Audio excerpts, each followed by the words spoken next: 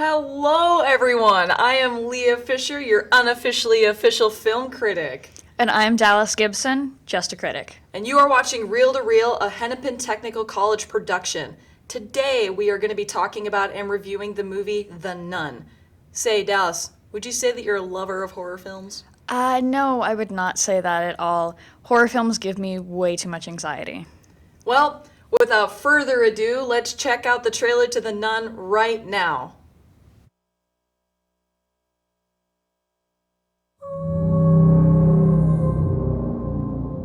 I had a series of visions when I was younger. And after each one ended, the same thought would be stuck in my head. What did you see? I saw a nun.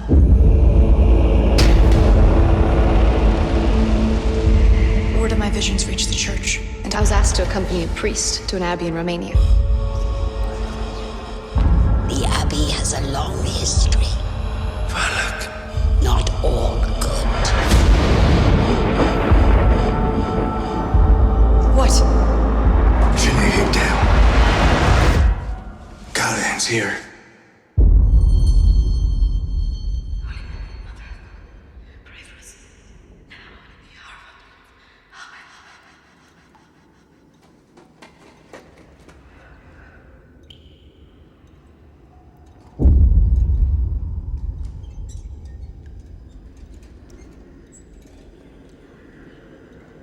Sister, please. This way.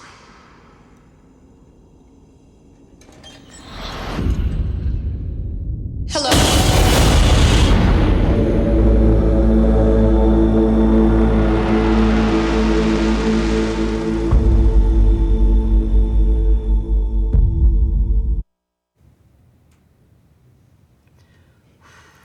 The Nun is directed by Corin Hardy and stars Damien Bichir, Tasia Farmiga, and Jonas Bloquet. Apologies if I butchered any of those names. Corin Hardy is an award-winning filmmaker, but he mainly focuses on smaller pieces like short films. Aside from his film The Hallows, which didn't really seem to get a lot of praise, The Nun is definitely his strongest work when it comes to a larger production. Damien Bichir, who plays Father Burke, has been in several big-budget films. A big one being The Hateful Eight. Tasia Farmiga, who plays Sister Irene, doesn't really have a stellar acting credential at all.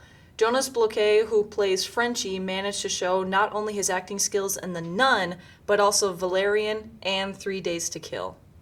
The new addition to the Conjuring story has definitely sparked some opinions among horror fans and enthusiasts.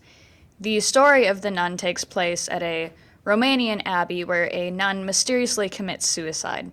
Said abbey has held rumors of a dark history and demonic forces for hundreds of years. A priest, Father Burke, and a soon-to-be nun, Sister Irene, are sent to investigate the suicide and are joined by a local delivery man named Frenchie. The evil from the abbey starts invading the nearby village, giving Frenchie no choice but to help Father Burke and Sister Irene. Throughout their stay with the help of Frenchie, they uncover the abbey's true past and fight against long-lived evil spirits to regain peace to not only the abbey, but to the village as well. Now, let's check out a behind-the-scenes clip of the cast and crew. Forgive me, Father. You're the same I'm about to commit.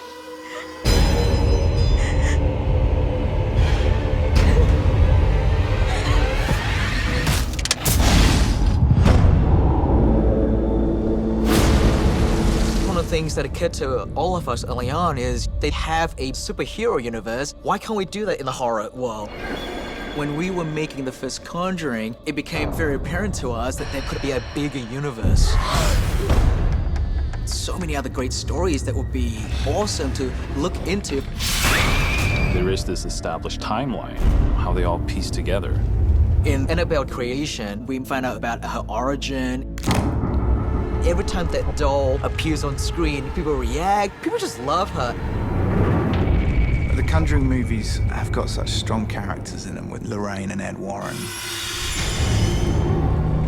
When we made Conjuring 2, people really loved the nun character. With The Nun, we're going right back to where it all began.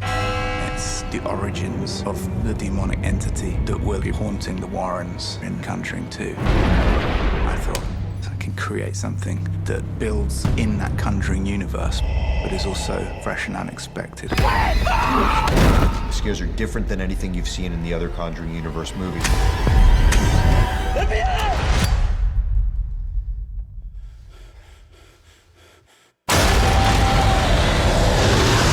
It's a completely different environment.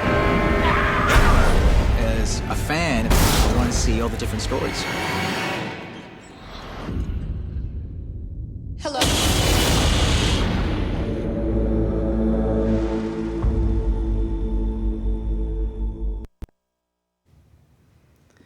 The Nun was part of the Conjuring series, which consisted of The Conjurings 1 and 2 and Annabelle 1 and 2.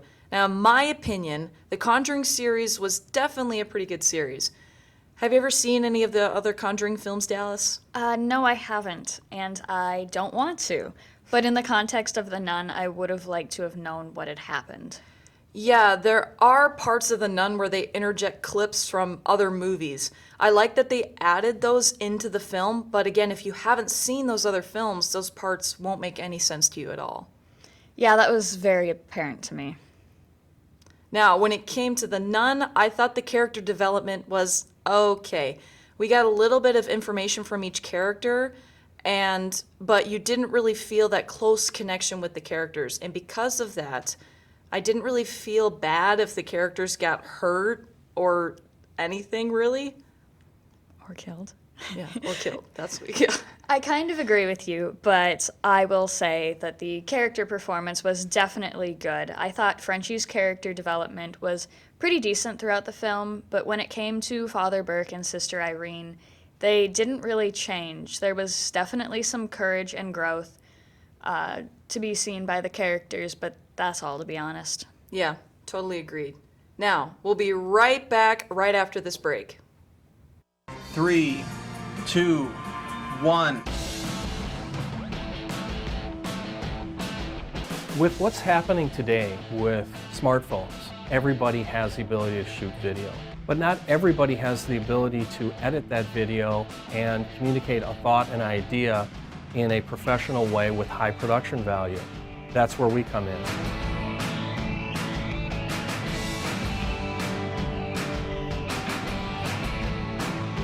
This particular program allows a student to do single cam productions, multicam productions, short films, corporate promos, things like that. So there's a lot of different things that a student can learn in the video production area. What I love here is the practical work that I can learn. It's like a non-pressure environment, and I like that about it. All those things that you're not going to learn unless you do it. You can read about it in a book, but that's not going to help you when you're on set.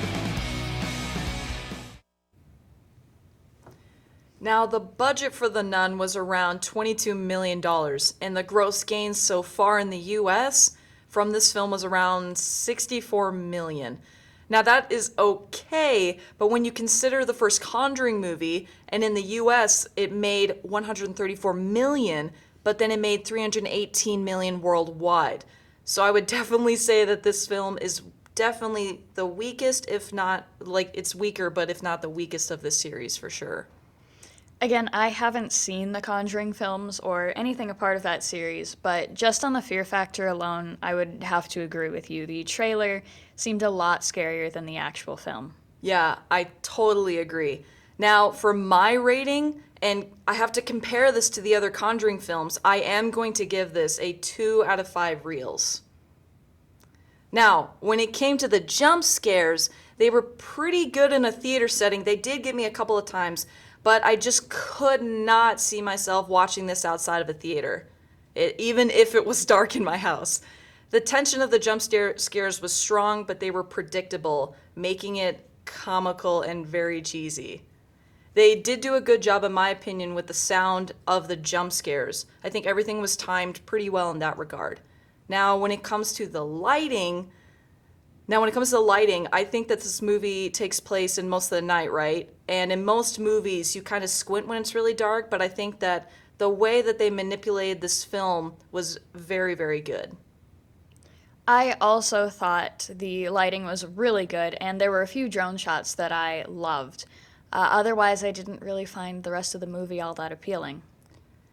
Great. Well, let's take a look at some of the stories from the casting crew while they were on set. I had an actual brush with a supernatural entity until I filmed The Nun. I entered this very dark room where my monitors were, and as I walked into the room, I saw these two men sitting. I thought they were Romanian sound crew, and as I kind of went, I gave them a nod. You know, I wasn't sure whether, you know, they would speak English, and we had quite a mixed group of people on the set. And I turned my back to them, I watched the monitors, I was trying to get the take. It was quite stressful, obviously, trying to make sure you get all of these camera movements right.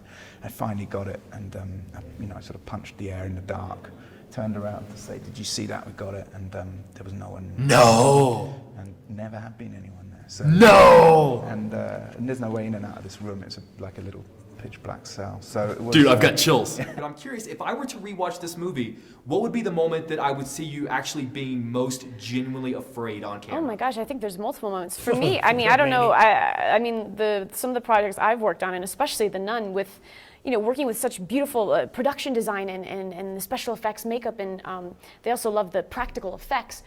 I was terrified quite often. I mean, when you have Bonnie Aarons in full demon makeup, like coming at you and screeching in your face, like that's all real. I'm already worked up. Now, I think overall this film I did have a good time watching it for the first time. It made me anxious when it was supposed to, but again, I don't see myself ever watching this film again. Now, when it comes to the makeup, there's only so far they could really go with her face makeup. So I do commend them on the way that they did reveal the nun to us. The way that they moved the camera, manipulated the lighting during those parts were very strong. And the only part, though, that I have that I would recommend changing is when they show her sharp and bloody teeth. It is made almost cheesy and comical. Also, don't even get me started on the terrible edit of the CGI snake in the film. I disagree. I thought the snake was scary. No, Dallas, it looks like a shiny rope or a slinky just slithering around the screen. How is that supposed to scare me at all? Well, I would have to agree with you on the rating. I thought the makeup was mediocre. I didn't find it all that impressive. I did have a particular issue with all of the plot holes, and a lot of the points just didn't lead anywhere. Yeah, I totally agree with that. In the film, they never explained to us why Sister Irene was there, why she was chosen, why she was so special. Like, what is her sob story? There isn't one. She's a nun. That's her sob story. Wow, Dallas. Now for my review, I also give the film a 2 out of 5 reels. Now, this is definitely not a film I would ever watch again, but it does contain some beautifully shot moments in it. I agree. And I hope that if this does ever become a sequel, that they get a better CGI snake next time around. I'm Dallas. And I'm Leah. You just watched Reel to Reel. Tune in at noon for a review of the film Peppermint. See you later.